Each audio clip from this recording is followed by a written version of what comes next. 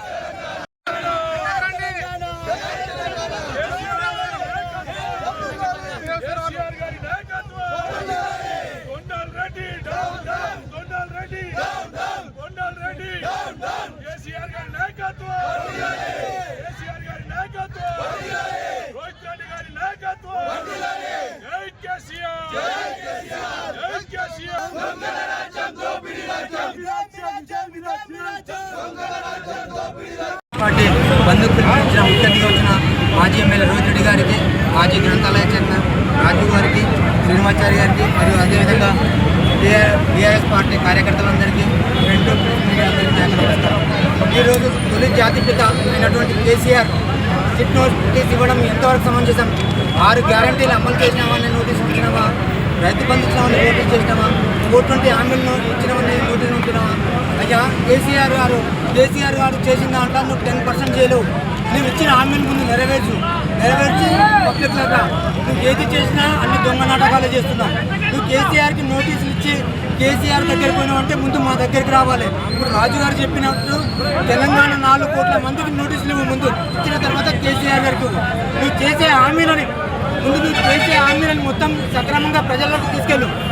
ఇచ్చినావు దొంగ హామీలు ఇచ్చి దొంగ హామీలతోనే నువ్వు గద్దెనెక్కినావు. నీకు రాబోయే తొందరలోపనే గద్దె దింపే ప్రయత్నము ప్రజలందరూ తెలంగాణ 4 కోట్ల మంది ప్రజలు నిర్ణయించుకున్నారు. అయ్యా నువ్వు నోటీసులు ఇచ్చినావు. నోటీసు ఇచ్చిన తర్వాత నువ్వు ఇచ్చే 6 గ్యారంటీలు 400 హామీలు అవి తీర్చినాకనే నోటీసులు ఇవ్వు. బిడ్డ చూసుకో కాసుకో. ఇంకా 15 రోజుల నీతో మా తెలంగాణ బీఆర్ఎస్ కార్యకర్తల్లో తెలుసుకుందాం. ఈ సమయం ఇచ్చినందుకు అందరికీ పోరాడి తీసుకొచ్చిన వ్యక్తి, తెలంగాణ అన్ని ప్రజలకు కడుపులో పెట్టుకున్న చూసుకున్న నాయకుడిని ఈరోజు ఈ యొక్క కాంగ్రెస్ ప్రభుత్వం, ఈ యొక్క ముఖ్యమంత్రి సిట్టు నోటీసులు ఇవ్వడం 7 వరకు సమంజసమని ఒకసారి తెలంగాణ ప్రజలందరూ కూడా ఆలోచన చేసుకున్నారు. కేసీఆర్కు ఎందుకు నోటీసులు ఇచ్చిండ్రు? తెలంగాణ తీసుకొచ్చినామనే, కాళేశ్వరం కట్టినామనే,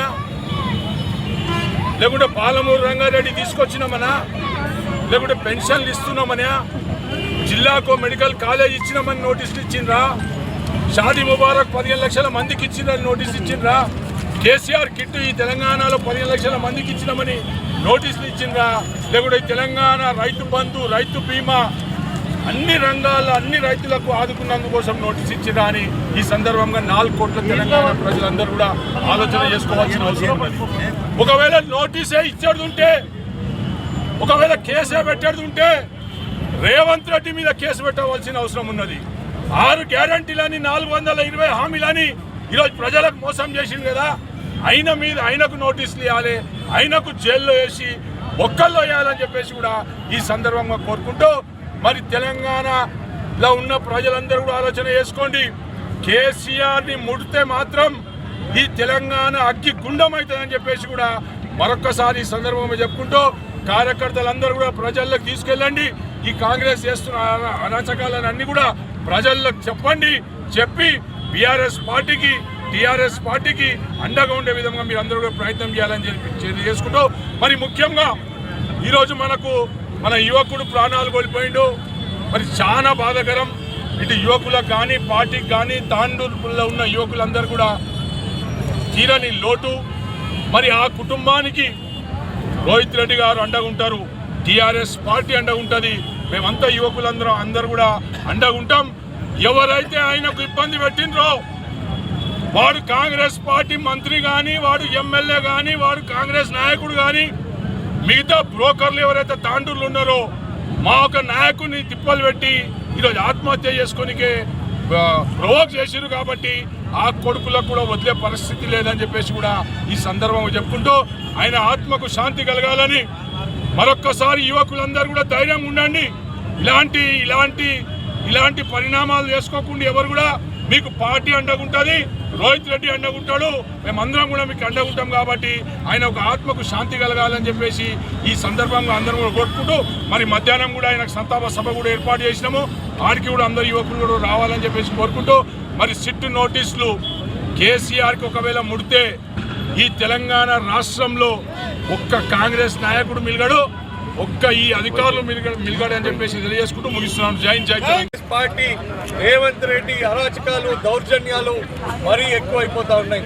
మరి తెలంగాణ జాతిపిత ఈరోజు తెలంగాణ తెచ్చిన ఘన నాయకుడు మన కేసీఆర్ గారు, తెలంగాణ తొలి ముఖ్యమంత్రి కేసీఆర్ గారు. తెలంగాణని తేవడమే కాదు, దేశంలోనే నెంబర్ 1 రాష్ట్రంగా తీర్చిదిద్దిన నాయకుడు మన కేసీఆర్ గారు. ఈరోజు కేసీఆర్ గారు లేని తెలంగాణ లేదు. ఈ రేవంత్ రెడ్డికి సీఎం పదవి లేదు, ఈ కాంగ్రెస్ మంత్రులకు మంత్రుల పదవులు లేవు. అసొంటి కేసీఆర్కి ఈరోజు సిట్ నోటీసులు ఇచ్చి విచారణకు పిలవడం అనేది చాలా బాధాకరమైన విషయం. ఈరోజు తెలంగాణ రాష్ట్ర ప్రజలందరూ కూడా తీవ్రంగా దీన్ని ఖండిస్తూ ఉన్నారు. తాండూరు నియోజకవర్గంలో కూడా మరి ప్రతి గ్రామంలో, ప్రతి మండల హెడ్ క్వార్టర్లో, ఈరోజు పట్టణంలో కూడా మరి పెద్ద ఎత్తున బీఆర్ఎస్ కార్యకర్తలు, బీఆర్ఎస్ నాయకులు, ప్రజలు ప్రతి ఒక్కరు కూడా ఏకమై ఈరోజు దిగ్భ్రాంతితోని, ఈరోజు బాధతోని ఈరోజు రోడ్లు ఎక్కడం జరిగింది. మరి నేను ఈరోజు రేవంత్ రెడ్డిని, కాంగ్రెస్ ప్రభుత్వాన్ని నేను నిలదీస్తా ఉన్నా. మరి మీకు నిజంగా ప్రజల పట్ల, తెలంగాణ పట్ల ప్రజలకు ఏదో చేయాలని ఉంటే మీరు ఇచ్చిన 6 గ్యారెంటీలను అమలు చేయండి, మీరు ఇచ్చిన 420 హామీలను మీరు అమలు చేయండి. అంతేగాని కాలక్షేపానికి ఏదో ఒకటి మాయమాటలు మళ్ళీ చెప్తూ కాలక్షేపం చేస్తూ ప్రజలకు డీవియేషన్ చేస్తూ ఉన్నారు తప్ప మీకు చేతగాక, ప్రభుత్వాన్ని నడిపే చేతగాక, ఒకరోజు కేటీఆర్ అని, ఒకరోజు హరీష్ రావు అని, ఒకరోజు సంతోష్ రావు గారు అని, ఒకరోజు పోలీస్ ఆఫీసర్లు అని చెప్పి 2 సంవత్సరాల నుంచి కాలయాపన చేస్తున్నారు. ఇది ప్రజలందరూ కూడా గమనించాలి. ఈరోజు మరి కేసీఆర్ గారిని ఈరోజు విచారణకు పిలవడం మేము తీవ్రంగా దీన్ని ఖండిస్తూ ఉన్నాం. తెలంగాణ ప్రజలందరితో కూడా నేను విజ్ఞప్తి చేస్తా ఉన్నా, తాండూరు ప్రజలందరితో కూడా విజ్ఞప్తి చేస్తా ఉన్నా, మీరు దీన్ని గమనించాలి. మన జాతిపిత, తెలంగాణ జాతిపితకు ఇటువంటి అవమానం జరిగింది. తప్పకుండా రాబోయే రోజుల్లో కాంగ్రెస్ పార్టీని పొందబెట్టాలి. తప్పకుండా రాబోయేది మా ప్రభుత్వమే. మళ్ళీ మేము వచ్చినాక అధికారంలోకి వచ్చిన తర్వాత మీ సంగతి చెప్తాం బిడ్డ రేవంత్ రెడ్డి. మీ కాంగ్రెస్ ప్రభుత్వంలో మీరు చేస్తున్నవన్నీ కూడా బట్టబయలు చేస్తాం, మీ బట్టలు ఉడదీస్తామని కూడా నేను సవాల్ చేస్తా ఉన్నా. అంతేకాదు ఈరోజు ఈ విచారణ పేరుతోని ఈరోజు కేసీఆర్ గారు మరి ఆయన ఈ వయసులో మరి అనారోగ్యంతో ఉన్నా కానీ మరి ఆయనకి ఈ విధంగా మరి ఈ విచారణ చేయడం బాధాకరం. మీరు ప్రజలందరూ దీన్ని గమనించి మరి రాబోయే రోజుల్లో మీరు కాంగ్రెస్ పార్టీకి బుద్ధి చెప్పాలి. ఇప్పుడు జరుగుతున్న మున్సిపల్ ఎన్నికల్లో తప్పకుండా ప్రజలు బుద్ధి చెప్తారు. ప్రజలు కాంగ్రెస్ని పొందబెట్టడం ఖాయం. రేవంత్ రెడ్డికి బుద్ధి చెప్పడం ఖాయం. కాంగ్రెస్ పార్టీ ప్రతి నాయకుడిని భూస్థాపితం చేస్తామని చెప్పి నేను తెలియజేస్తూ మరి ఈరోజు మనం గమనిస్తూ ఉన్నాం. మరి ఇంత పెద్ద ఎత్తున వందలాదిగా ఈరోజు ప్రజలందరూ స్వచ్ఛందంగా రోడ్లపైకి వచ్చి కేసీఆర్ గారికి మద్దతుగా మరి బీఆర్ఎస్ పార్టీకి మద్దతుగా ఈరోజు ఇంతమంది జనాలు వచ్చారు. తప్పకుండా రాబోయే రోజుల్లో కాంగ్రెస్ పార్టీకి ఒక్కటంటే ఒక్క సీటు కూడా లేకుండా తెలంగాణ ప్రతాపాన్ని మనం చూపిస్తాం.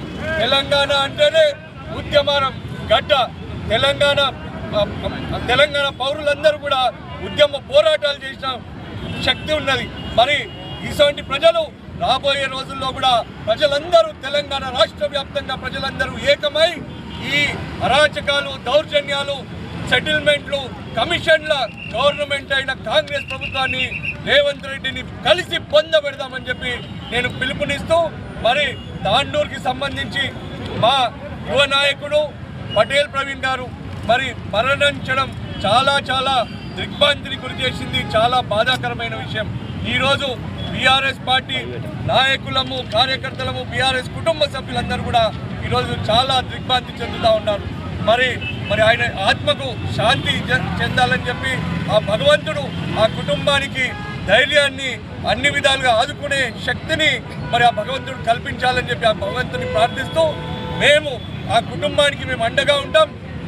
మా బీఆర్ఎస్ కుటుంబం మొత్తం కూడా అండగా ఉంటుంది అని చెప్పి నేను తెలియజేస్తూ మరి ఇప్పుడు పటేల్ ప్రవీణ్ గారికి సంతాప సభ కూడా పెట్టడం జరిగింది మా క్యాంప్ ఆఫీస్లో.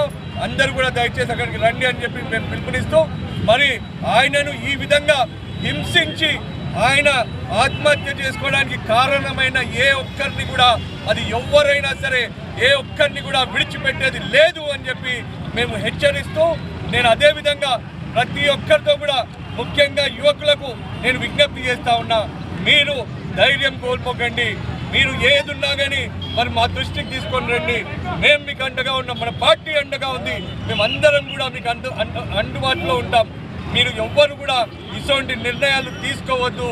మరి కుటుంబాలు ఆగమైపోతాయి అని చెప్పి నేను తెలియజేస్తూ ఒక 2 నిమిషాలు పటేల్ ప్రవీణ్ గారి కోసం మౌనంని పాటిద్దామని చెప్పి నేను అందరితో కూడా విజ్ఞప్తి